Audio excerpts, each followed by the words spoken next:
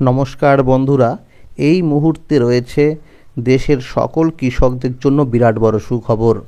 আপনি যদি একজন কৃষক হয়ে থাকেন এবং পশ্চিমবঙ্গ সরকারের কৃষক বন্ধু প্রকল্পের প্রথম কিস্তি অর্থাৎ খরিফ মরশুম টাকা এবং কেন্দ্রীয় সরকারের পিএম কিষাণ প্রকল্পের 19তম কিস্তির টাকার জন্য অপেক্ষা করে আছেন, তাহলে আপনার জন্য রয়েছে এই মুহূর্তে দুর্দান্ত সুসংবাদ। তো বন্ধুরা, কৃষক বন্ধু প্রকল্পের প্রথম কিস্তি অর্থাৎ খরিফ মরশুম টাকা এবং কেন্দ্রীয় সরকারের পিএম কিষাণ প্রকল্পের 19তম কিস্তির টাকা কবে থেকে দেওয়া হবে অর্থাৎ ফাইনাল তারিখ, সেই বিষয়ে কিন্তু আজকে সঠিক আপডেট পাওয়া গেল। এরই সাথে রয়েছে আরও একটি আপডেট। এবার থেকে কিন্তু প্রতি মাসে কৃষকদের 3000 এবং 1000 টাকা করে দেওয়া হবে।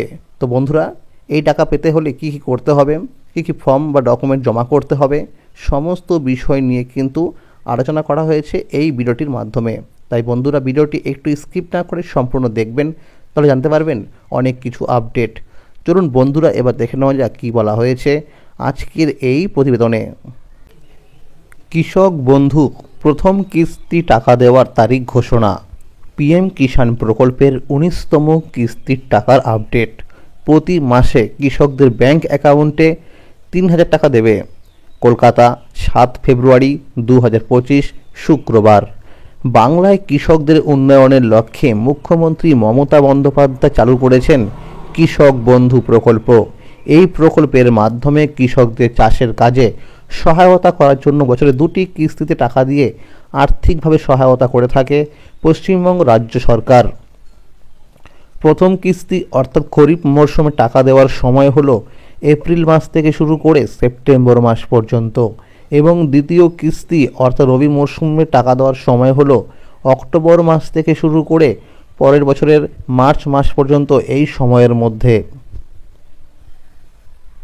কৃষক বন্ধু প্রকল্পের মাধ্যমে যে সমস্ত কৃষকদের জমির পরিমাণ 1 একর বা তার বেশি রয়েছে, তাদের বছরে 2টি কিস্তি অর্থাৎ খরিফ মরশুম এবং রবি মরশুম মিলিয়ে মোট 10,000 টাকা এবং যে সমস্ত কৃষকদের জমির পরিমাণ 1 একরের কম রয়েছে, তাদের জমির আনুপাতিক হারে বছরে 2টি কিস্তি মিলিয়ে সর্বনিম্ন মোট 4,000 টাকা দেওয়া হয়ে থাকে।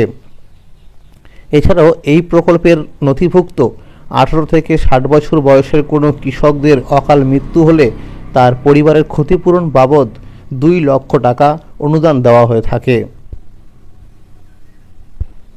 নতুন বছর শুরু হলো, তাই রাজ্যের প্রত্যেকটি কৃষকরা কৃষক বন্ধু প্রকল্পের প্রথম কিস্তির টাকার জন্য অপেক্ষা করছে। 2024 সালের প্রথম কিস্তি অর্থাৎ খরিফ মরশুমে টাকা 13 জুন থেকে কৃষকদের অ্যাকাউন্টে দেওয়া শুরু হয়েছিল। বিভিন্ন সূত্র মারফত জানা যাচ্ছে 2024 সালে প্রাকৃতিক দুর্যোগের কারণে কৃষকদের ফসলের অনেক ক্ষয়ক্ষতি হয়েছে। তাই এই বছরের প্রথম কিস্তি অর্থাৎ খরিফ মরশুম টাকা এপ্রিল মাসের দ্বিতীয় সপ্তাহ থেকে দেওয়া শুরু হবে। কোনো রকম ফাইনাল তারিখ না জানা গেলেও সম্ভাব্য এরকমটাই জানা গেছে। অন্যদিকে কেন্দ্রীয় সরকারের পিএম কিষাণ প্রকল্পের 19তম কিস্তির টাকা ফেব্রুয়ারি মাসের 24 তারিখ দুপুর 1টার সময় দেওয়া শুরু হবে। যে সমস্ত কৃষকরা জানুয়ারি মাসে সংগঠিত হয়ে যাওয়া দুয়ারে সরকার ক্যাম্পের মাধ্যমে কৃষক বন্ধু প্রকল্পের নাম নথিভুক্ত করার জন্য ফর্ম জমা করেছিলেন, তাদের ডকুমেন্টস ভেরিফিকেশনের কাজ চলছে।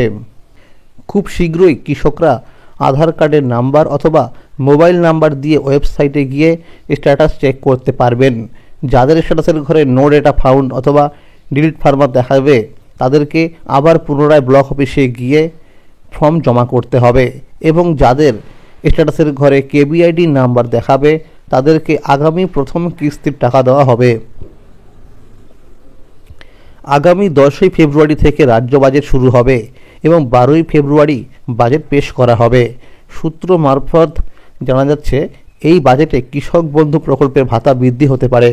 জানা যাচ্ছে কৃষক বন্ধু প্রকল্পের ভাতা 1000 থেকে 1500 টাকা পর্যন্ত বৃদ্ধি হতে পারে। দেশের সমস্ত কৃষকরা প্রতি মাসে 3000 টাকা করে পেনশন পাবেন। কৃষকদের আর্থিক সাহায্য ও ভবিষ্যতের সুরক্ষা নিশ্চিত করতে কেন্দ্রীয় সরকার একাধিক প্রকল্প চালু করেছে। প্রধানমন্ত্রী কিষাণ মানধন যোজনা এর মধ্যে অন্যতম একটি প্রকল্প। এই প্রকল্পটি 2019 সালের 12ই সেপ্টেম্বর সূচনা করা হয়েছিল। এই প্রকল্পের মাধ্যমে দেশের ছোট এবং প্রান্তিক চাষিদের সামাজিক সুরক্ষা প্রদান করছে। এই প্রকল্পের আওতা থাকা সমস্ত কৃষকরা প্রতি মাসে 3,000 টাকা করে পেনশন পাবেন। এই প্রকল্পের শর্তগুলো হলো, 1 নম্বর বলা হয়েছে আবেদনকারীর বয়স 18 থেকে 40 বছরের মধ্যে থাকতে হবে। এরপরে 2 নম্বর বলা হয়েছে আবেদনকারীর পারিবারিক মাসিক আয় 15,000 টাকার মধ্যে থাকতে হবে। এরপরে 3 নম্বর বলা হয়েছে আবেদনকারী কোনোভাবেই করদাতা হতে পারবেন না। এরপরে 4 নম্বর বলা হয়েছে ইপিএফও, এনপিএস বা ইএসআইসি এর সদস্য হয়ে থাকলে এই প্রকল্পের সুবিধা পাবেন না। এরপরে 5 নম্বর বলা হয়েছে আবেদনকারীর নামে সর্বাধিক 2 হেক্টর জমি থাকতেই হবে। এরপরে 6 নম্বর বলা হয়েছে আবেদনকারীর একটি বৈধ মোবাইল নাম্বার, আধার কার্ড এবং সেভিংস ব্যাংক অ্যাকাউন্ট নাম্বার অবশ্যই থাকতে হবে। আধার কার্ডের সাথে মোবাইল নাম্বার লিঙ্ক থাকতে হবে। প্রধানমন্ত্রী কিষাণ মানধন যোজনা অনলাইনে আবেদন করার জন্য মানধন.in এই ওয়েবসাইটের মাধ্যমে করতে হবে। অফলাইনে আবেদন করতে হলে নিকটবর্তী জনসেবা কেন্দ্রে যেতে হবে। এই প্রকল্পটি একটি সঞ্চয়মূলক প্রকল্প। আবেদনকারীকে প্রতি মাসে 55 থেকে 200 টাকার মধ্যে প্রিমিয়াম জমা করতে হবে, যা বয়স অনুযায়ী নির্ধারিত করা হয়েছে। 60 বছর বয়স পূর্ণ হয়ে গেলেই আবেদনকারীকে প্রতি মাসে 3,000 টাকা করে পেনশন দেওয়া হবে।